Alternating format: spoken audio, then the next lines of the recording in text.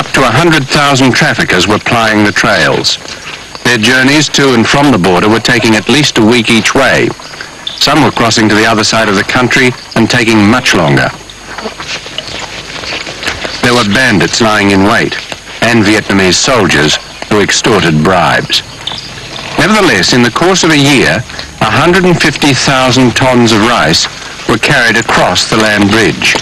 And apart from this, the traffickers were smuggling everything from cigarettes and coloured cloth to fishing line, medicines, music tapes. There was nothing, it seemed, that couldn't be bought and carried in from Thailand.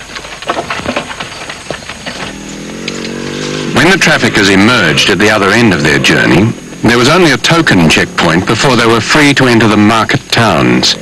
Officially, the Vietnamese would never condone the traffic in aid and trade from the border.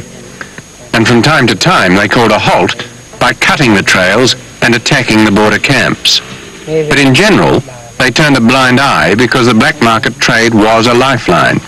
It was vital to Kampuchea, and it stretched right through to Vietnam.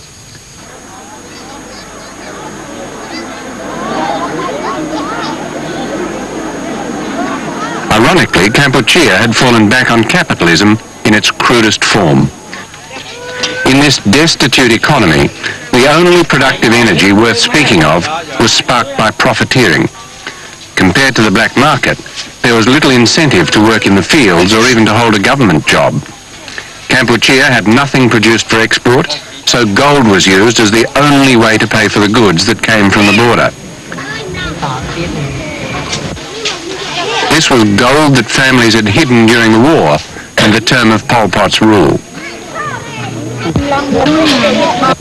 The military operation to overthrow Pol Pot was completed in 2 weeks, but the famine that followed lasted for 2 years. Why was that? The food situation, yes. I would like to say that Vietnam, Laos and Cambodia, we have been torn by war for 30 years. So if the European countries, they have passed through 5 years of world war, and Vietnam and the war in Vietnam, Laos, Cambodia is have much more bombs than twice the number of bombs in World War II. If the European countries, we need 5 years to rebuild up their countries, we need at least 30 years, if not more, because more bombs than in everywhere in the history. But there was an immediate crisis, and an immediate, it was a very immediate crisis, life and death, and it turned out to be death for a lot of people in 1979. Why didn't the socialist bloc respond more quickly? We think if we have not responded to them, they could not survive, because in 79 it was a near starvation. It was real starvation. Yes, real starvation, because the regime of Pol Pot since 75. It is an starvation. And the socialist country, they have done their best. If there is no such aid from the socialist country and from the other countries in the world, from Western Europe, from the United States and from your country and so on, they could not overcome these difficulties. There is no question that for a certain period of time the Vietnamese army is going to be necessary in Kampuchea in order to stop a Pol Pot takeover. If they withdrew now, the Heng Samrin regime would collapse. But I think the question of Vietnamese total withdrawal from Kampuchea simply does not arise. If you study Vietnamese history for the last 700 years in Kampuchea, the manner of conquest has always been to move people forward and follow up with the army. This time it's the other way around, that the army has come, conquered Kampuchea, occupied Kampuchea, and it is entirely logical to presume that the Vietnamese will stand up with a real colonialism, a real occupation, a Vietnamese presence throughout all of Indochina, living and working as citizens of Indochina, so to speak, but ethnic Vietnamese.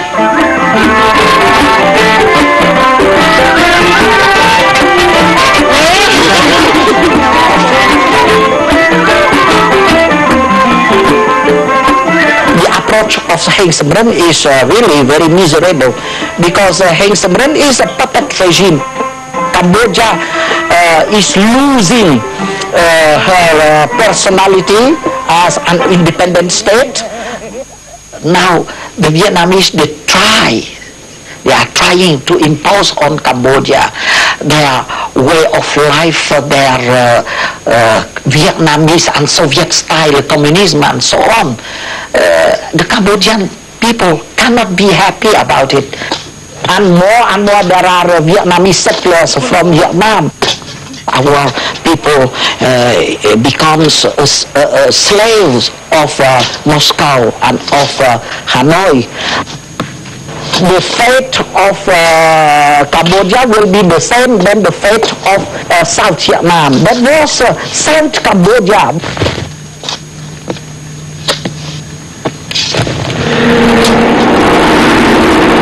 What is the meaning of Angkor now? No significance, because we are now no more an independent state.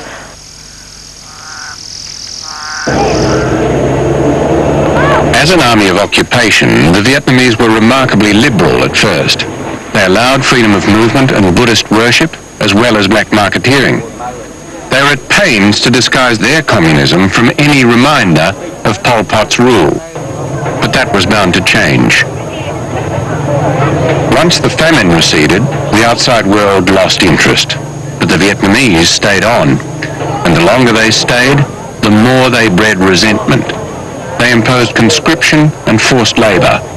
And now there were new political prisoners, secret arrests, and torture.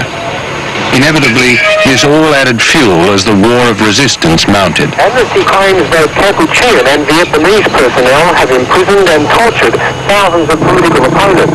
Vietnam and the Vietnamese-backed government in Phnom Penh have been battling resistance forces in Kampuchea since Vietnam overthrew the infamous Khmer Rouge. The Vietnamese, they are very expansionist. They are very imperialist, very colonialist.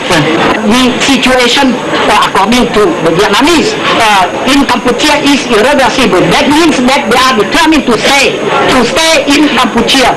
So they are not ready to soften their attitude. On the contrary, they want to remain very tough. In 1982, Sihanouk made his first return visit to Kampuchean soil since the fall of Pol Pot.